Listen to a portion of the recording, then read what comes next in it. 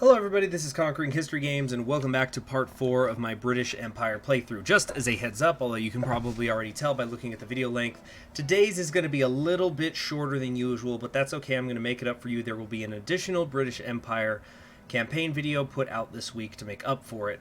So it's only going to be like between 5 to 10 minutes shorter, and you're going to get an whole extra half hour for the week, okay? That good with everybody? Great. Now, we're still working on our industry. Geez. I think I should continue to go down the grand battle plans here, although I'm also starting to wonder a little bit about should I take this? It's going to be quite ahead of time.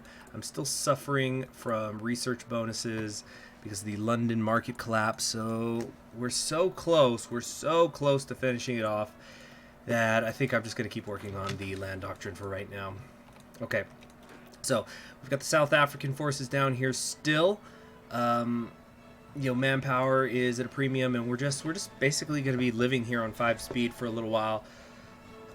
Because I've got to cut the unemployment benefits, then I've got to slash the military funding, which is just going to make it completely impossible for me to recruit anybody. But let's see, 30. I'd say before the summer of 1938, we're going to be ready to go here. What is this? Uh-oh. Since our announcement to pursue an imperial federation, the empire has seemed more volatile than ever. While some of the Dominion governments may have expressed interest in this imperial federation, several ethnic groups within the empire have become outraged at the possibility. Most angry of all are the Boers. Since the end of the Third Boer War during the Great War... Wait a second, let me check something.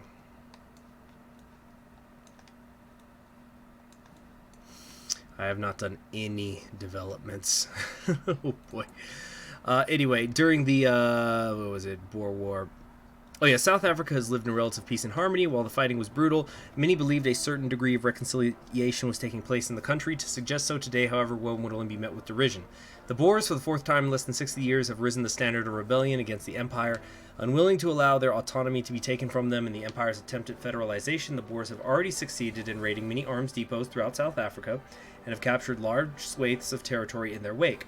More worryingly, some military units of South Africa have defected to the Boer side. It seems that the Boer War may be bloodier than any before. That's going to cost me 50 political power.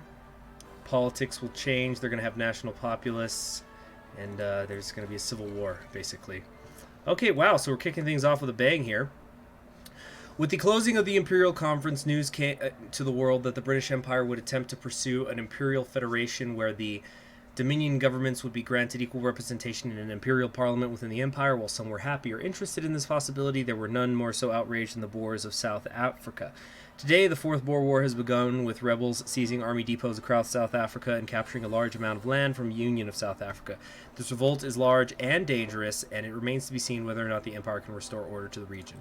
Well, we will. Okay, so which one's on our side here? Alright, the Union. Alright, well, we've got... Where's our 3? Okay, we have our 3 divisions down here, the Liverpool, Durham, and Exeter divisions. We're, of course, going to want to try to hold on to Cape Town as best we can. Let's put these guys here for right now. Then I am going to request the forces of South Africa because, damn it, I don't trust them. I don't trust them in their hands. Okay, so let's put them all in here. Kind of make it this sort of a darker color here. 1st Army, 2nd Army, 10th Army. Let's go Southern Command, will do just fine.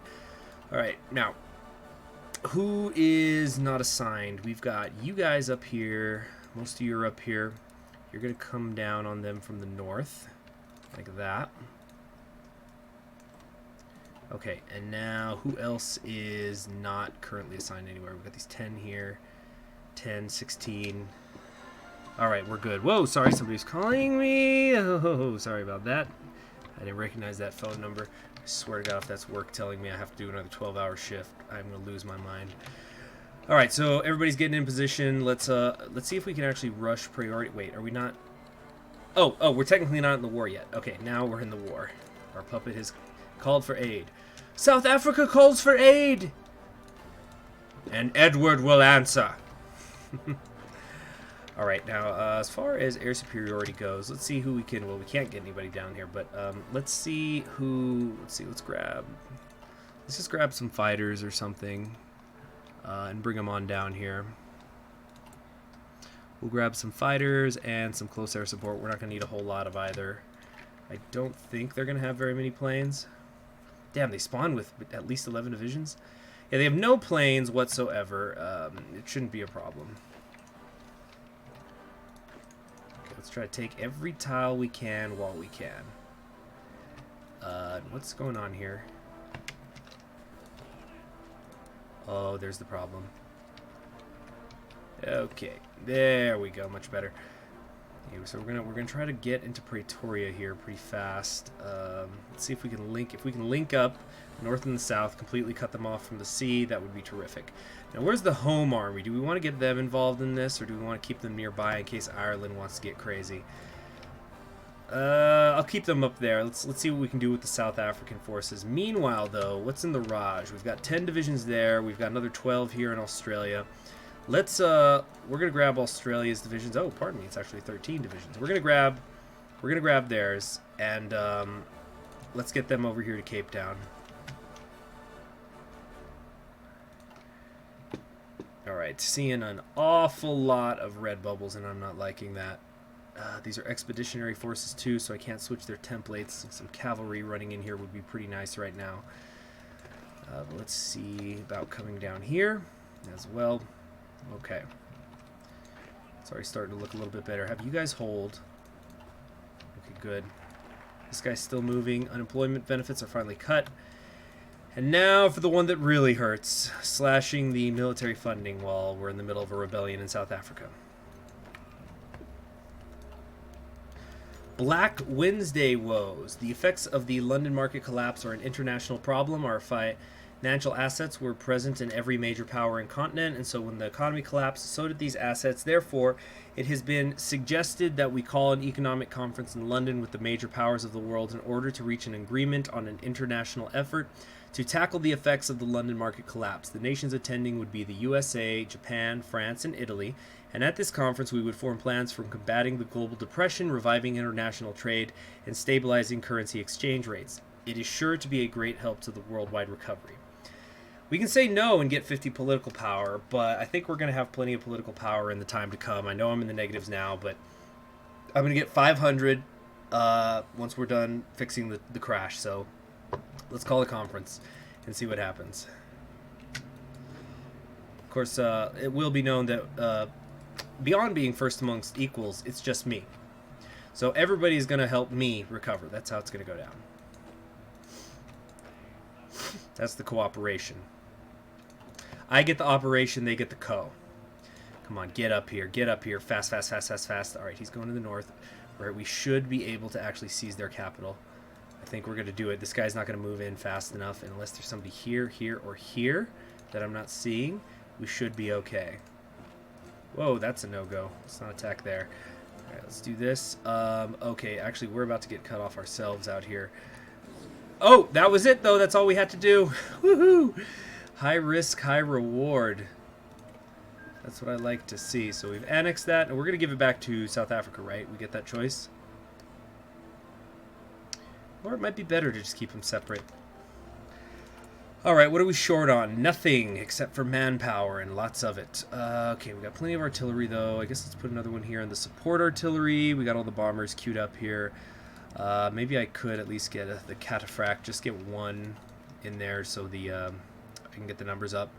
And we'll give it a good few days to see if we're going to see some sort of event to give it back to Africa. Although I think I could just, if I do manage occupied territories, I could just return it to them that way.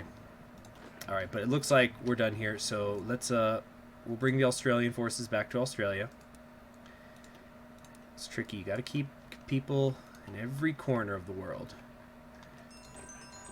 I'm so sorry. God damn it. I had it on mute. Sorry, so sorry. Very rude. Okay, so we've taken care of that. We're about to have nothing to recruit. Alright, India leaves the empire. While we are tied down in South Africa dealing with the Boers once more. Excuse me, what? It seems several prominent Indian nationalist politicians have seized the opportunity to declare total independence from the empire, stating that they could not remain inside an empire that refuses to grant them greater autonomy. They were forced to take action to defend their nation. With our military focused on dealing with the revolt in South Africa, only Burma and Ceylon remain under our control. Okay, well that's good because Ceylon's where my forces are right now. With the rest of our loyal forces ousted from mainland India. Despite this setback, plans are already in motion for returning to India to reassert our rule. Several of the Indian princes remain, and some have indicated they would support a return of British rule to the subcontinent in an effort to stabilize the region. Furthermore, while the Indian mainland is today unified under a single banner, royal intelligence believes this will not last long, with several smaller factions already ready to attempt to break away from the new Indian nation. We'll be back. Get event, lose stability, get event, India leaves the empire. Alright, there it is. Since the establishment of British rule in India, there have been several rebellions against the empire in an attempt to win the freedom of the Indian people, the most recent of which occurred only a few years ago. While each nation was put down over time, rebellion was put down over time. It seems today Indian nationalists have succeeded where those that came before them failed. While the empire deals with the Fourth Boer War, many Indian rebels seized important locations throughout the subcontinent and have successfully ejected the British from the region, with only Burma and Ceylon remaining under their control. While the British government has threatened to restore order to the region, it is unlikely they will be back anytime soon. We will deal with them eventually. Okay, so how is that going to work? Okay. Oh, good! We're going to bypass the Jewel of the Empire focus, since I've already done it. So, yes, they're not in there. Svarkar, Memories of the Mahatma. He had it coming. He had it coming. It was kill or be killed. If it wasn't him, it would have been us. And instead of a bullet, it would have been a nuclear bomb. You're welcome, world. Alright, so here's what we're going to do. We're going to take our Australian ones, and we're going to move them over here. Let's get them on the border with this new India. International trade. First issue to be raised in the conference was that of international trade. Due in part to our isolationist foreign policy, we have had a considerably high tariff on foreign goods in our country. The other nations are suggesting that everyone lowers their tariffs in order to encourage global trade, thus bolstering the economies of the world, and in turn helping on the path to economic recovery. Okay, I can lower the tariffs. That'll cost me political power. We must protect British industry from foreign competition. Well, obviously we must. It's the British Empire. We're not the global empire. Not yet, anyway. Settling debts. Another issue that has been raised at this conference is the issue of international debts owned by many nations, including some of the powers present today. While they do owe us a lot of money in order to ensure a swifter recovery, it may be wise to simply remove any debts they have to us, thus allowing them to focus their economy on their own internal recovery instead of paying off their international debt. Many within our government strongly advise us against doing this, however, as the money earned from debt payments could be of great use to us in bolstering our own economy. So, Italy, Japan, the United States, and France will like me more if I tell them they don't need to owe me money anymore. You owe me it for a reason. Alright. We're done with the military funding. We're getting closer. It's a steep mountain to climb, this market crash. Alright. The pound sterling is the dominant currency of the modern world. It stands as the universal currency, and as such, the exchange rate of other currencies is compared against it. Therefore, in order to secure a stable global economy, it is vital that the value of the pound be stabilized. The London market collapse has caused major inflation in many sectors of our economy and the world economy. Therefore, it may be wise to begin deflating the value of the pound in order to bring about more stability. Some economists argue, though, that doing such a thing may lead to further instability as our previously inflating currency begins suddenly deflating, causing major uncertainty within the markets and, as such, damaging economic confidence even further. They therefore argue that we should fix the value of the pound at a higher rate than it is currently, thus preventing any further inflation and properly stabilizing the value of the pound. Okay, if we fix it at a hot rate, that costs me political power, but if we devalue, we get less consumer good factories and a little more political power for just 30 days? So I'll get 3 political power from it. I think we need to fix it at a high rate. This is clearly some sort of bait, and then something bad's going to happen. Alright, so I'm going to fix the pound at a high rate. London Economic Conference in London today conference was called. Clarity, its effects will be sure succeed. Oh yeah, whether it will succeed is yet to be known. Its effects are sure to be on a truly global scale. Gets economic cooperation, less consumer good factories, more factory output, and higher production efficiency cap for 1 year. All right, cool. Showed them who's boss. So it's 1938. We can finally get the computing machines going, and get Turing's little project up and running. Let's hurry up on that. Okay. What can we do here with our colony forces? Not really anything. Okay, so we're gonna... How are we gonna deal with the Indians? Do we have something specifically for that? What is this? Color TV, an exciting prospect. Okay, it's just a little flavor text. That's nice. Okay, we got towards integration over here. Imperial Federation. See, once I take this, though, they're not going to like me very much. So there's a lot of things I got to do, and I need to figure out what. So let us... Yeah, I think I need to do the council before I do anything, because it's gonna help everybody like me more. Now, once I've got some political power, perhaps I could just justify on India the old-fashioned way, because I'm not so sure that there is a focus. Let's see, loyalty overseas. I don't see anything that is specifically for India. We can intervene in the Portuguese Civil War. Has completed focus, bring Arabia to heel. Yeah, I don't see any India stuff. I'll probably eventually get an event. Like, it said something about princes, so they'll probably start breaking away, and then that'll give me a place to land. Like, what's this? Oh, that's France. Never mind. Okay, the British Empire Games of 1938. The British Empire Games first began in 1930 as a way of bringing the empire together for some friendly competition. Held every 4 years, this year's games were held in the Sydney Cricket Ground in Sydney, Australia, timed to celebrate the 150th year anniversary since the first British settlement in Australia. Unsurprisingly, the winner of this year's games was Australia herself, managing to win a total of 66 medals, of which 25 were gold. Australia performed exceptionally well in the fields of wrestling and rowing, with a plethora of exceptionally skilled athletes. Notably, Australian athlete Decima Norman won 5 gold medals in track and field. Nice, I got some 50 political power because of that. All right, great. Now over here we've got the Ceylon forces. We've got we have plenty available to attack. Oh, here we go. The Raj government flees to Ceylon. Wait, what? What? Right as I right-clicked, did it all just explode instantly? Right as I was right-clicking to see how India, like how many divisions they had. Looks like they have none. The Raj government flees to Ceylon with the newly independent Indian nation in a state of total collapse. The former administrators of the Raj have fled to Ceylon and set up a new administration on the island. While they do not openly lay claim to the Indian subcontinent, we may find them useful at a later date once we officially restore order to India, establish their new capital at Colombo. Okay, so these guys, this is the new British Raj. It's just Ceylon.